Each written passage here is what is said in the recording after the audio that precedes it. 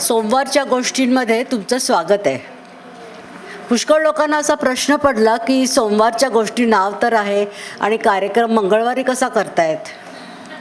पण काय आहे की आपले हे जे सगळे पाहुणे आलेत कलाकार, त्यांच्या वेळेनुसार त्यांच्या सोयीनुसार त्याप्रमाणे आपल्याला कार्यक्रम करावा लागतो, नाही का? ठीक असो. तो हा आजचा जो कार्यक्रम आहे आपला, तो तुम्हाला सर्वांना, सगळ्या अथश्रीवासियांना धन्यवाद म्हणण्यासाठी करत आहोत आपण. म्हणजे आपण नाही, मी करत आहे. अथश्रीत येऊन मला जवळजवळ 7.5 वर्ष झाली.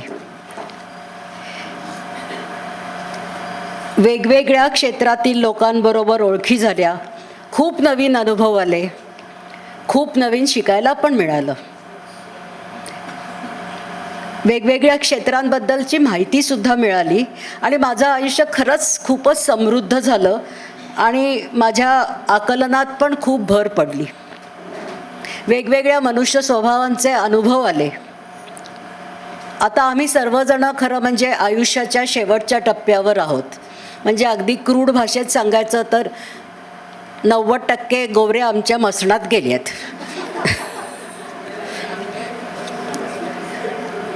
पण अजूनही असं लक्षात आलं की अजूनही आपल्या इथली जी लोकं आहेत ती सत्तेसाठी, पैशासाठी हपापलेलीच आहेत. या सर्वांमुळे मला थोडंफार शहाणपण आलं असं मला वाटतं. ते तुम्ही सांगू शकाल की मी शहाणी झाली आहे की नाही ते. तर आजचा आपला जो हा कार्यक्रम आहे त्या कार्यक्रमाकडे आता आपण वळूया. हे जे सगळे तरुण कलाकार बसलेले आहेत इथे, ते त्यांच्या त्यांच्या क्षेत्रामध्ये अतिशय प्रथितयश आहेत. ते जरी सर्व पुण्याचेच असले तरी त्यांची जगभर कीर्ती पसरलेली आहे. त्यांची आकाशाला गवसणी घालायची तीव्र इच्छा आहे आणि त्याच्यासाठी त्यांनी अतिशय मेहनत केली आहे आणि यश मिळवलं आहे. तर चला मग आपण त्यांची ओळख सुरू करूया. आपल्या इथे मागे बसलेल्या मुक्ती पानसे आहेत ना, त्या या सर्वांना ओळखतात असं त्यांनी मला सांगितलं. पहिल्यांदा मी तुम्हाला अमृता ठाकूर देसाई हिच्याबद्दल सांगते, कारण तिच्यामुळेच हा कार्यक्रम खरं म्हणजे काय म्हणायचं झाला म्हणायचं. तशी तिची ओळख 2020 सालची. त्यावर्षी कोविडमुळे गणरंग हा कार्यक्रम ऑनलाईन घेण्यात आला होता. जे इव्हेंट्स होते ते सगळे ऑनलाईन व्हिडिओ शूट करून पाठवायचे होते आम्हाला. आता 7 वर्षापूर्वी आमच्याकडे ते स्किलही नव्हतं आणि ते स्मार्टफोन्सही नव्हते. म्हणून आम्ही अमृताची मदत घेतली. आता अमृताची ओळख श्री सुरेश भावेंनी आम्हाला तिची ओळख करून दिली. तिने सर्व कार्यक्रम व्हिडिओ शूट केला आणि तुम्हाला मुद्दामून सांगते की त्या वर्षी आम्हाला गणरंगमध्ये 9 बक्षिसं मिळाली. अशी ही अमृता, ती नेहमी सतत माझ्या संपर्कात होती. तिचे काही अचीवमेंट्स असतील, तिने काही माइलस्टोन्स क्रॉस केले असतील तर त्याची ती माहिती मला नेहमी द्यायची. आणि मग जेव्हा असं ठरलं की आपण एक संगीताचा, वाद्यसंगीताचा कार्यक्रम करायचा आहे, तेव्हा अर्थातच तिची प्रथम आठवण झाली. तिला लहानपणापासून संगीतात विशेष रुची होती. ती अनेक वाद्य वाजवायची. तिचे प्रमुख वाद्य जरी कीबोर्ड असलं तरी ती सरोद आणि मँडोलिन पण वाजवते.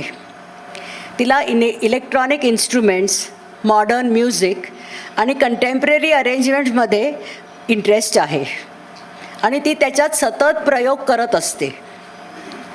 तिचं नाव गिनीज बुक ऑफ वर्ल्ड रेकॉर्डमध्ये पण आलेलं आहे.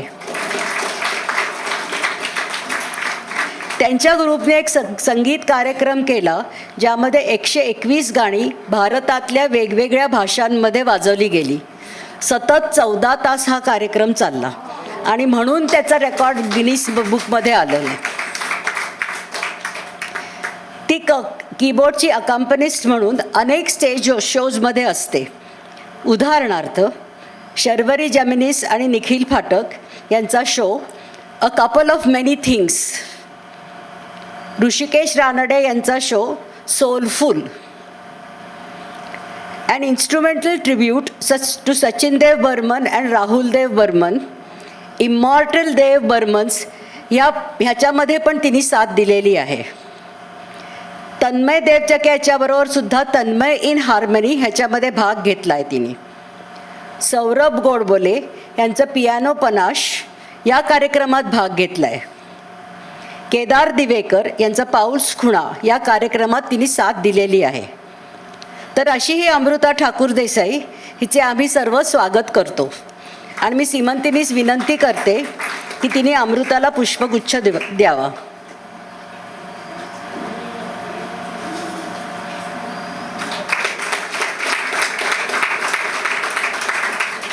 मुद्दामून सांगायचं कारण इथे असं आहे की ही जी फुलं बनवलेली आहेत इथे दिसत आहेत तुम्हाला, त्या आमच्या इथे राहणाऱ्या उमाताई दाभोळकरांनी स्वतः बनवलेली आहेत.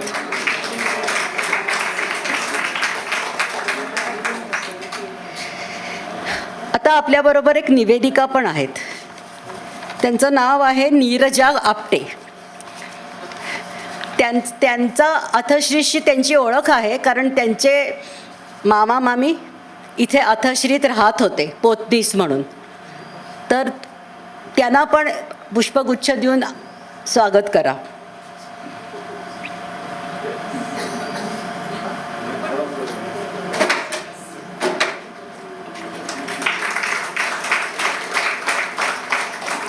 आणि आपली ही सगळी साऊंड सिस्टीम ज्यांनी अरेंज केलेली आहे पूर्णपणे ते आहेत मोहित नामजोशी.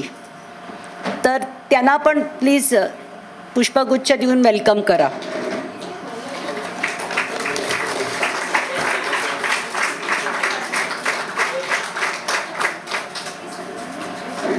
आता ह्या पुढच्या ओळखी अंबुजा गोपालन आणि प्रगती रानडे करतील.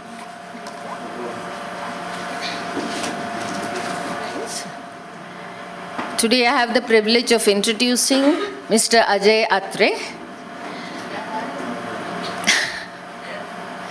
Ajay Atre is a versatile multi-instrumentalist whose mastery of diverse instruments showcases his exceptional musical talent.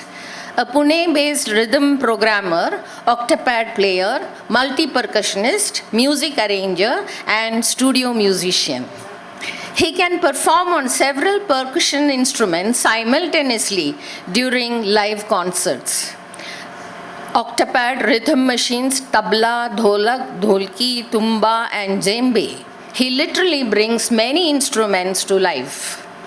He is widely recognized in Maharashtra's live music concerts for his mastery of octopad. This makes him particularly sought after for live stage productions. Besides concerts in India, he has also performed internationally, including multiple tours to New Zealand. He has been an important member of numerous live shows featuring playback singers and celebrities. His work spans Marathi orchestras, Bollywood live concerts, devotional music, corporate events, stage shows, studio recordings, and rhythm arrangement and programming. We are indeed fortunate to have such a multi-talented musician with us for today's Vadya Jhankar. We welcome you, sir.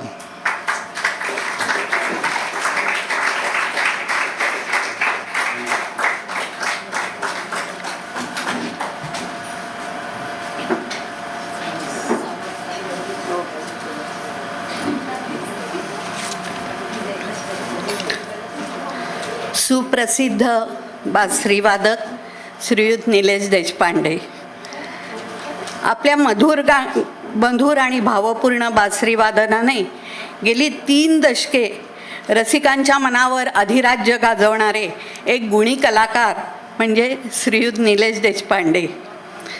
सन 1993 पासून व्यावसायिक बासरीवादक म्हणून कार्यरत असलेले श्रीयुत निलेश देशपांडे यांनी हिंदुस्थानी शास्त्रीय संगीत, उपशास्त्रीय संगीत, भक्ती संगीत आणि मैफलींमधील साथ संगत अशा सर्व क्षेत्रात वेगळी ओळख निर्माण केली आहे. एकल बासरी वादनाबरोबरच त्यांनी नामवंत गायक श्रीधर फडके, सुरेश वाडकर, आशा भोसले, श्रीमती आरती अंगलीकर टिकेकर यांना आपल्या सुरेल बासरीची साथ दिली आहे. इतकेच नव्हे तर अनेक नृत्याच्या कार्यक्रमात त्यांनी बासरी वादनाने साथ केली आहे. उदाहरणार्थ सुचेता भिडे चापेकर यांच्यासारख्या दिग्गज कलाकारांबरोबर त्यांनी साथ केली आहे. भारतातील विविध शहरांबरोबरच परदेशातही त्यांनी आपल्या बासरी वादनाने अनेक रसिकांची मने जिंकली आहेत. श्रीयुत निलेश देशपांडे यांना विशेष अभिमानास्पद असलेली गोष्ट म्हणजे आकाशवाणीतर्फे झालेल्या अखिल भारतीय शास्त्रीय संगीत स्पर्धेत त्यांना संपूर्ण भारतातून प्रथम क्रमांक प्राप्त झाला आहे. तसेच राष्ट्रीय वाद्यवादन स्पर्धेतही प्रथम क्रमांक प्राप्त झाला होता. आणि या यशाचे श्रेय ते आपले प्रथम गुरु पंडित अरविंद गजेंद्र गडकर, केशव गिंडे, पंडित मल्हारराव कुलकर्णी या गुरूंना देतात. प्रत्येक बासरी वादकाचे स्वप्न पंडित हरिप्रसाद चौरसी यांचा सहवासात लाभावा हे असते. ते स्वप्न पुरे झाल्यामुळे ते स्वतःला भाग्यवान समजतात. संगीत क्षेत्रातील त्यांच्या योगदानाबरोबरच ते संगीत शिक्षणालाही तितकेच महत्त्व देतात. पुण्यातील संमित म्युझिक अकॅडमीमध्ये ते बासरीचे प्रशिक्षण देत असून अनेक विद्यार्थ्यांना या सुंदर वाद्याची साधना करण्यासाठी प्रेरित करत आहेत. त्यांचा स्वतःच्या निरनिराळ्या देशातील निरनिराळ्या प्रकारच्या बासरींचा संग्रह असून सध्या आसाममधून बांबू मागवून स्वतःची बासरी स्वतः बनवण्याचे काम करीत आहेत.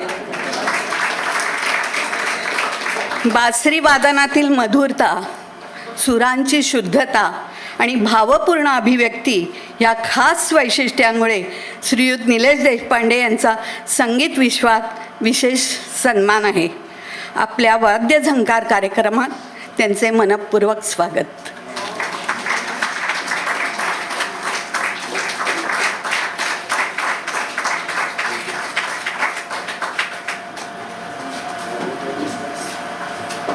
Another multi-percussionist, Apurva Dravid. Apurva Dravid is a Pune-based tabla player and who has established himself as both a classical accompanist and a sought-after studio musician. Apurva's interest in rhythm began in childhood. Recognizing his passion, his parents enrolled him with his first guru, late Dr. Sri D.R. Gokhale, when he was about 7 years old. And by the time he was 9, he was already performing before a live audience. Later, he continued his training under several distinguished teachers, including Pandit Nana Mule, Sri Dinkar Pandey, Sri Krishna Musale, Dr. Rajendra Dudkar, Sri Nilesh Parab. He has often cited Ustad Zakir Hussain as a major inspiration in shaping his musical outlook. Although he trained as a tabla player, Apurva is proficient in several percussion instruments, including tabla, dholki, dholak, duff, tasha, and many other Indian folk percussion instruments. With this background, he has contributed to more than 75 films, theatre productions, and quite recently to web series also. His work spans 6 languages. He has recorded with leading Indian music directors and has also contributed to projects associated with the Berklee College of Music. Mr. Dravid has, to his credit, performing with many renowned musicians including Pandit Jasraj, Birju Maharaj, Pandit Sanjeev Abhankar, Pandit Raghunandan Panshikar, Mahesh Kale, Shankar Mahadevan, and Mahalakshmi Iyer. He demonstrates equal ease in classical concerts and commercial recording. Within Pune community, Apurva Dravid is regarded as a dependable accompanist with excellent rhythmic sensitivity. His ability to switch between traditional tabla accompaniment and multiple folk percussion instruments has made him a preferred musician for concerts and theatrical productions. We at Athashri are blessed to have such a proficient and versatile percussionist, Mr. Dravid, here for our Vadya Jhankar program. On behalf of Somwarcha Goshti, we welcome you, sir.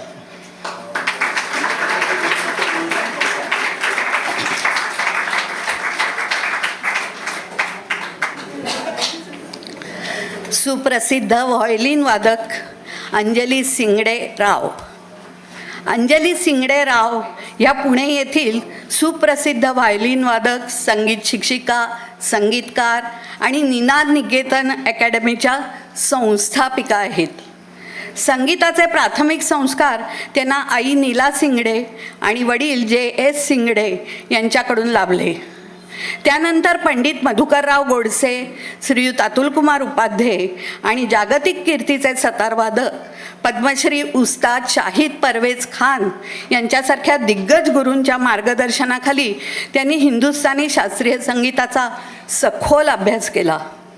त्या संगीत अलंकार पदवीधर असून आकाशवाणीच्या B हाय grade कलाकार आणि दूरदर्शन मान्यताप्राप्त कलाकार आहेत. देशविदेशातील म्हणजेच सिंगापूर, मलेशिया, हाँगकाँग, कतार इत्यादी ठिकाणी शास्त्रीय संगीताचे कार्यक्रम तसेच सिंगापूर रेडिओला स्वतंत्र शास्त्रीय वादन केले आहे. आपल्या सुरेल, भावपूर्ण आणि रसिकांच्या मनाला थेट स्पर्श करणाऱ्या व्हायोलिन वादनांनी त्यांनी पंडित हृदयनाथ मंगेशकर, उषा मंगेशकर, अरुण दाते, सुरेश वाडकर, पद्मजा फेणाणी जोगळेकर यांचे कार्यक्रम अविस्मरणीय केले आहेत. रसिक मनमोहिनी महिला वाद्यवृंद तसेच व्हायोलिनग्राफी या कार्यक्रमांची निर्मिती केली आहे. मला जगायचंय या मराठी चित्रपटाला त्यांनी पार्श्वसंगीत दिले आहे. हिंदुस्थानी शास्त्रीय संगीताबरोबरच उपशास्त्रीय, भक्तिसंगीत, सुगम संगीत, संगीत दिग्दर्शन आणि रचना या सर्व क्षेत्रात त्यांनी उल्लेखनीय योगदान दिले आहे. निनाद निकेतन अकॅडमीच्या माध्यमातून त्या अनेक विद्यार्थ्यांना व्हायोलिन, गायन, तबला आणि कीबोर्डाचे प्रशिक्षण देत संगीताची समृद्ध परंपरा पुढील पिढीपर्यंत पोचवत आहेत. व्हायोलिन क्वीन, स्वरझंकार तसेच मीडिया अँड एंटरटेनमेंट अवॉर्डने त्यांना सन्मानित केले आहे. अशा बहुआयामी आणि प्रतिभावान कलाकाराचे व्हायोलिन वादन अनुभवण्याची संधी वाद्यझंकार कार्यक्रमामुळे मिळणार आहे. अंजली सिंगडे राव यांचे मनपूर्वक स्वागत.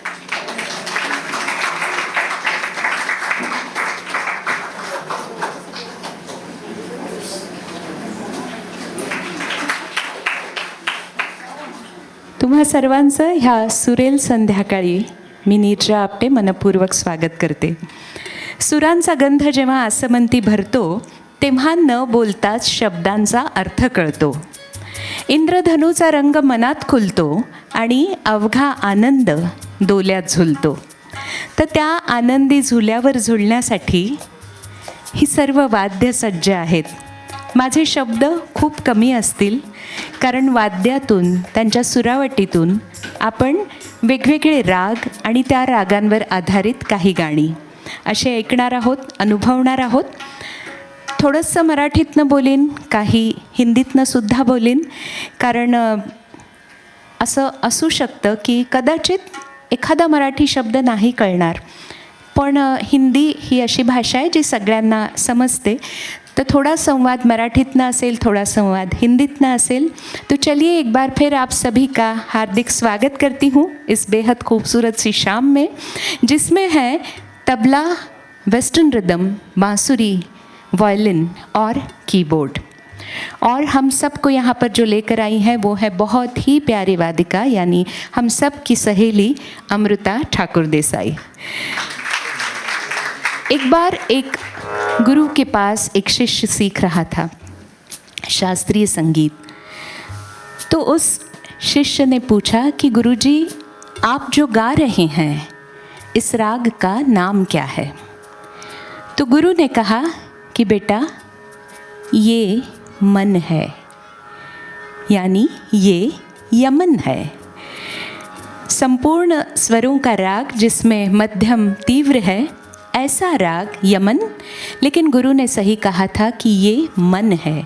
जब पूरी तरह से पूरे मन से वो सुर बाहर आते हैं तब जाकर वो कहलाता है राग यमन। तो चलिए उसी के साथ आगाज़ करते हैं आज की इस शाम का।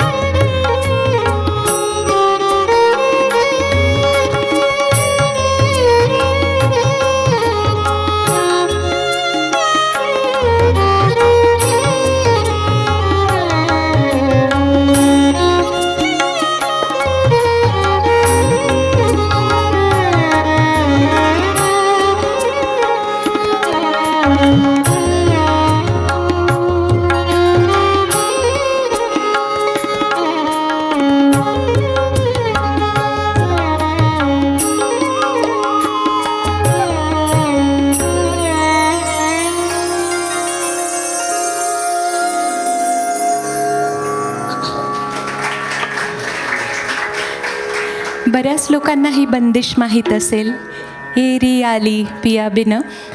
लहानपणी आपण जेव्हा गाणं शिकतो किंवा आईवडील आपल्याला आग्रहाने संगीत विद्यालयात पाठवतात, तेव्हा यमन जेव्हा शिकवतात तेव्हा ही बंदिश किंवा हा छोटा ख्याल सगळ्यांना शिकवला जातो आणि तो जन्मभर लक्षात राहतो, हे महत्त्वाचं. यमन राग हा चित्रपट गीतांमध्ये अनेक वेळा वापरला गेला आहे. वेगवेगळ्या संगीतकारांनी आपापल्या पद्धतीने ह्या रागाचे सूर चित्रपट गीतांमध्ये पेरले आहेत आणि त्यामुळे प्रत्येक गाणं जरी यमनच्या सुरांवर आधारित असलं तरी ते वेगळं वाटतं. तर असंच एक सुंदर गीत ह्यानंतर आपण ऐकणार आहोत. अर्थात ते तुम्हाला वाजलं की कळेल की कुठलं गीत आहे, त्यामुळे मी त्याच्याबद्दल काही सांगावं असं मला वाटत नाही.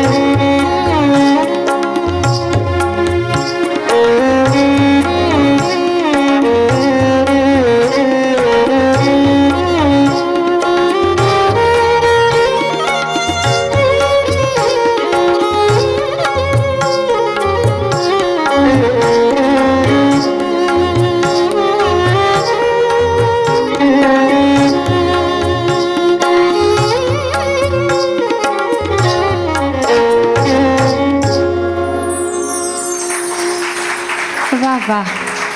व्हायोलिनवर किती सुरेल वाटलं हे ऐकायला. पण कोणी गायलेलं आहे आठवलं का? सहगल. तुम्हा सगळ्यांचे आवडते गायक है ना. त्या पिढीचे अत्यंत आवडते असे गायक म्हणजे सहगल. त्याच पिढीतले नाही, थोडेसे अलीकडचे असे मुकेश, ज्यांनी आपल्या वेगळ्या आवाजाने चित्रपट गीतांमध्ये एक वेगळी गंमत आणली. वेगळ्या पद्धतीने गात होते, त्यांचा आवाज वेगळा होता. आणि यमनमध्येच ही जी विविधता आहे, वैविध्य आहे, हे आपल्याला ह्या प्रत्येक गायकाच्या आवाजातून, प्रत्येक संगीतकाराच्या प्रस्तुतीमधनं आपल्याला जाणवतं. तर यमनमधलंच पुढचं गीत.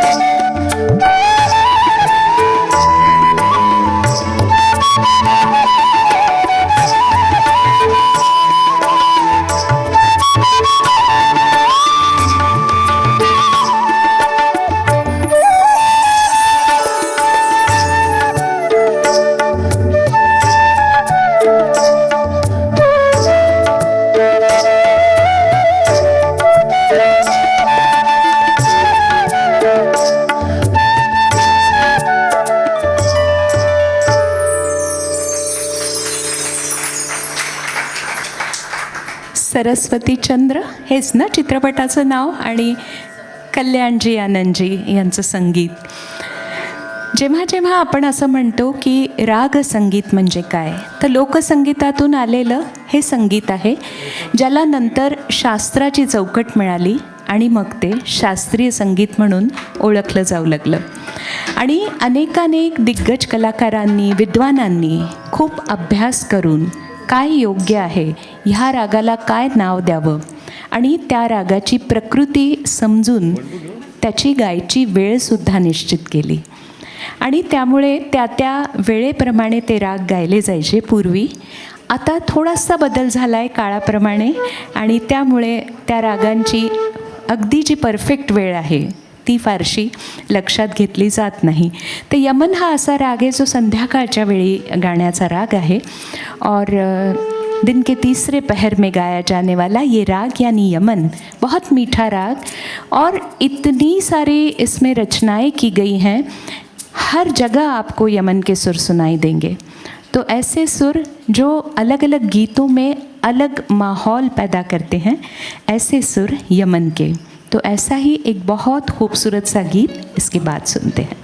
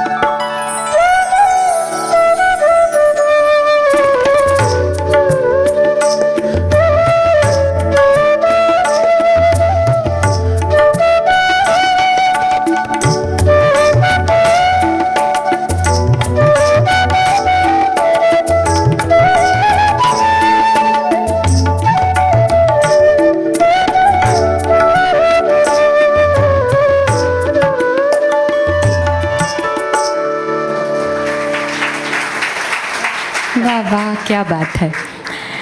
जसं हिंदीमध्ये अनेक संगीतकारांनी यमनच्या सुरांना आपल्या गीतांमध्ये पेरलं, तसंच मराठी संगीतकारांनीही मराठी भाषेमध्ये यमन हा राग इतका वापरलेला आहे, मग ते हृदयनाथ मंगेशकर असोत, श्रीनिवास खळे असोत किंवा इतर जितकी नावं आहेत मोठी, त्यांनी सगळ्यांनी यमन हा राग खूप गीतांमध्ये वापरलेला आहे. आणि मगाशी बोलता बोलता तुम्ही म्हणालात की आम्ही आता अशा वयात आहोत, पण एक सांगू का की कुठलंही वय असलं तरी मला असं वाटतं की भय इथले संपत नाही. खरंच. आणि अर्थात ही रचना यमनमधलीच आहे, तीच आपण ऐकूयात. नीरजाताई इतकं छान बोलते, मला ते स्पॉईल करावं असं वाटत नाही मी बोलून. पण सगळ्यात पहिल्यांदा म्हणजे वसुधा मॅमना आणि पूर्ण अथश्रीच्या या टीमला खूप आमच्याकडून थँक्यू की तुम्ही ही थीम निवडून हा कार्यक्रम ठेवताय. सो हे फार आम्हाला रेअर. पहिल्यांदा आम्हाला विचारतात गायक कोण आहे, तर आज खरंच इथे श्रोते आम्हाला दिसत आहेत आणि आम्हाला खूप छान वाटतं आहे. थोड्यासं संकल्पनेबद्दल सांगते ह्या की संगीत हे इतकं सर्वस्व व्यापून आहे ना की त्याच्यात ॲक्च्युली क्लासिकल आणि लाईट हे जे डिव्हिजन आहे हेच मुळात मला या व्याख्याच नाही आवडत. संगीत हे संगीत आहे. जशी आई ही आई असते, तिला मम्मी म्हणा किंवा काही दुसऱ्या भाषेतली नावं द्या. सो तसंच माझं एक म्हणणं आहे. या बाउंड्रीज थोड्या आम्ही फेड इन फेड आऊट करण्याचा प्रयत्न केला आहे की जे क्लासिकल आपले राग आहेत, राग म्हणजे काय असतं, विशिष्ट स्वरांचा समूह असतो आणि त्याच्या विशिष्ट सादर करण्याची पद्धत असते. ह्यापेक्षा काही कॉम्प्लिकेटेड नाही आहे की ते हा राग अवघड आहे किंवा तो राग काय. It's just logic and science combined with art for me. आणि आपल्या फिल्म म्युझिकमध्ये किंवा भावसंगीतामध्ये सुद्धा ह्याची फ्रेम घेऊन किंवा गाईडलाईन घेऊन बरीचशी गाणी तयार केलेली आहेत आणि तीसुद्धा आपल्याला तेवढीच भावतात. एक आहे की त्यात शब्द पण आहेत, त्यामुळे आपण जास्त रिलेट करू शकतो. पण आज तुमच्या समोर तसे शब्द आम्ही नाही करत आहोत, आम्ही धून सादर करत आहोत.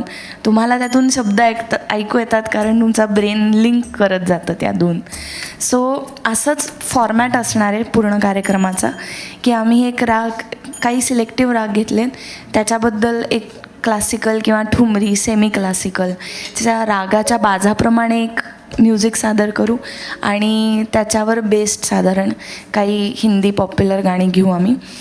आणि भय इथले ॲक्च्युली नीरजाताईबद्दल पण मी बोलते, एक सरप्राईज आहे सगळ्यांनाच. कारण तिला आज मी 3 वाजता सांगितलं की तू आमच्या प्रोग्रॅममध्ये येऊ शकशील का, आणि ती माझ्या खातर भोरवरून निघालीच होती शूटवरून आणि ती डायरेक्ट इथे आली.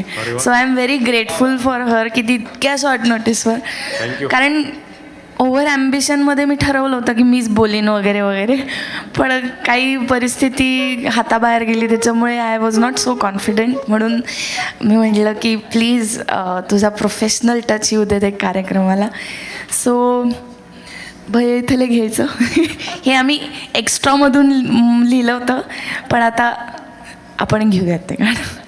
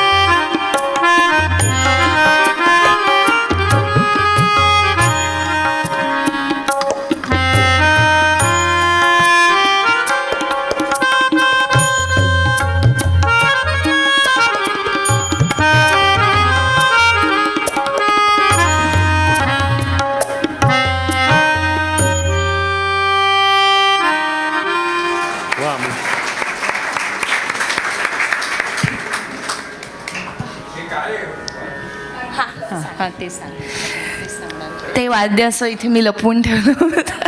छोटं वाद्य आहे, त्याला मेलॉडिका असं म्हणतात. सो तुम्ही बघू शकता कीज आहेत कीबोर्डसारख्या. हे थोडं फॅन्सी डिझाईन आहे, पूर्ण ब्लॅक कीज आहेत, व्हाईट कीज, ब्लॅक कीज. आणि याला जसा हार्मोनियमला भाता असतो, भात्यामुळे जी हवा, कुठल्याही इन्स्ट्रुमेंटला एक श्वास द्यावा लागतो, बासरीला पण ब्रेथ. सो ब्रेथ इन्स्ट्रुमेंट आहे. इथून मी ब्रिदिंग म्हणजे त्याला हवा देते फुंकर मारून, आणि मग त्यातून रीड्सद्वारे त्याच्या नोट्स निघतात. मला हे वाद्य फार एक्सप्रेसिव्ह वाटतं ह्याच्यापेक्षा. आणि मला कारण स्वतःला जास्त त्याच्यात व्हॉल्यूम कंट्रोल, मॉड्युलेशन, एक्सप्रेशन जास्त देता येतं. सो अजून काही गाणी ऐकवीन तुम्हाला या वाद्यावर.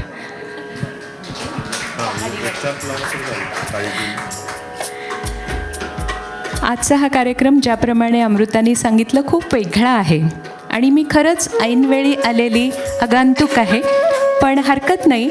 मला तुम्हा सर्वांना भेटून खूप छान वाटलेलं आहे, म्हणून तुमच्याचसाठी मला काहीतरी म्हणावंसं वाटतंय, कारण हा कार्यक्रम आहे तुमच्यासाठी. तो चलिए आपके लिए 4 लाइन पेश करती हूँ कि 7 सुरों का बहता झरना तेरे नाम, 7 सुरों का बहता झरना तेरे नाम, हर सुर में है रंग दमकता तेरे नाम, हर सुर में है रंग दमकता तेरे नाम, जंगल जंगल उड़ने वाले सब मौसम, जंगल जंगल उड़ने वाले सब मौसम, और हवा का सब्ज दुपट्टा तेरे नाम, और हवा का सब्ज दुपट्टा तेरे नाम.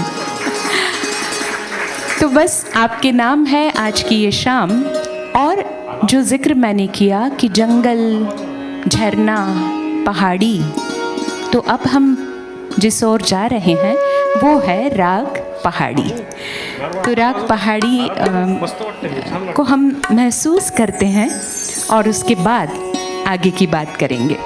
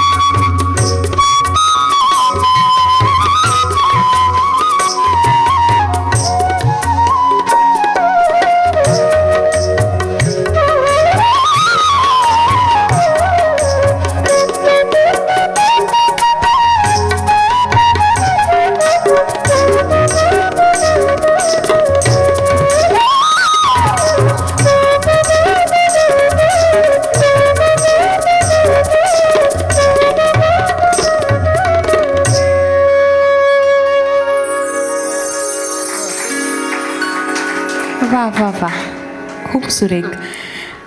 पहाडी राग म्हटला ना की खूप आनंदी आणि असं वाटतं आपण निसर्गाच्या खूप जवळ आहोत, कारण ते सूरच आपल्याला मनाला स्पर्शून जातात आणि सांगतात की खरंच निसर्ग आहे म्हणून आपण आहोत, निसर्ग आहे म्हणून आपण आनंदी आहोत.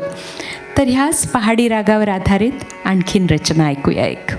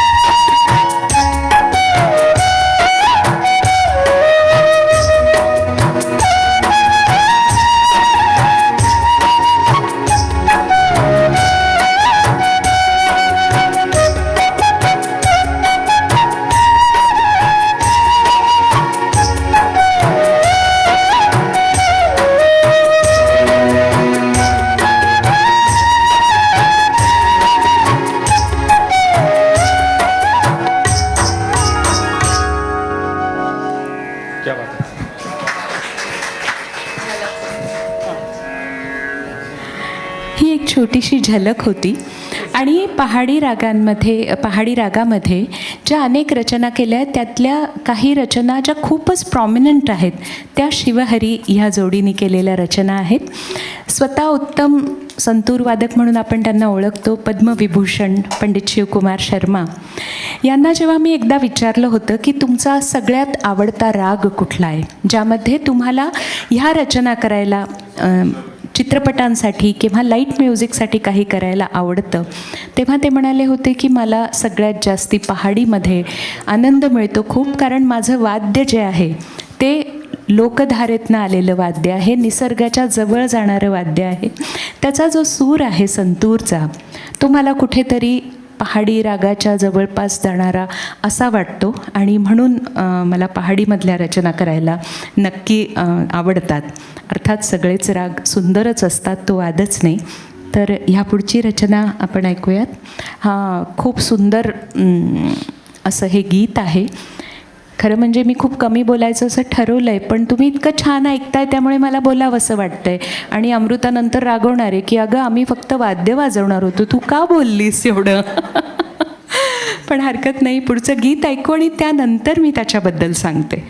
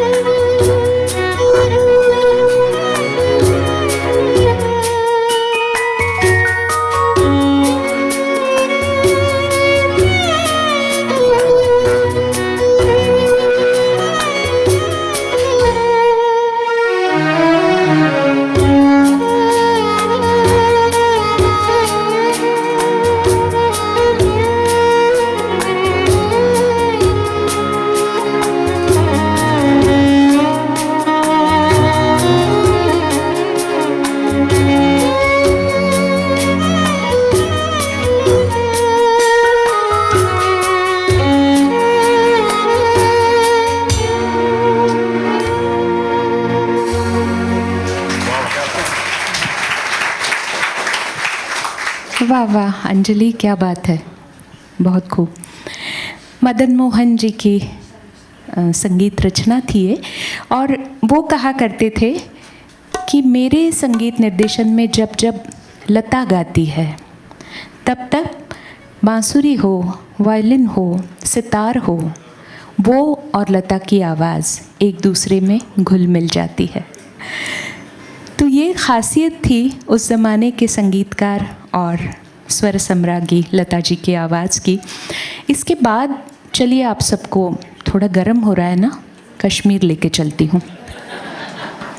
हाँ, यहाँ बैठे बैठे आप सबको कश्मीर की सैर करवाते हैं, जहाँ है बहुत खूबसूरत झीलें, बहुत ऊंचे ऊंचे चिनार के पेड़, और उसी में है कश्मीर की कली भी।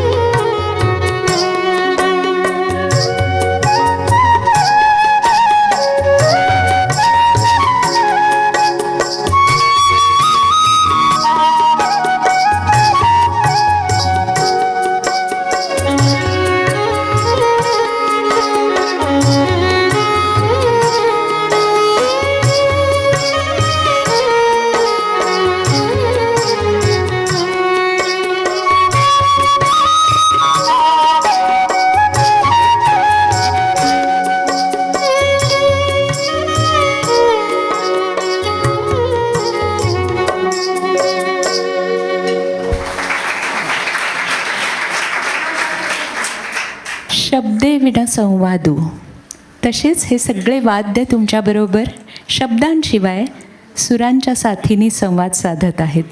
आणि खरंच ही खूप मोठी गोष्ट आहे. पण मनापर्यंत पोचतायत खरे हे सूर, पण मन मात्र इथेच आहे ना सगळ्यांचं. कारण हे जे मन आहे ना हे फार चंचल असतं. आत्ता इथे बसलेलं आहोत आपण, पण मन कुठेतरी तेवढ्यात एक फेरी मारून आलं आहे घरी वगैरे इकडे तिकडे. तर त्यामुळे त्या मनाला थोडंसं आपण पुन्हा इथे आणूया. कारण मन कसं असतं, उधाण वाऱ्याचं असतं मन. त्यामुळे त्या उधाणणाऱ्या मनाला सांभाळायला पाहिजे कुठेतरी.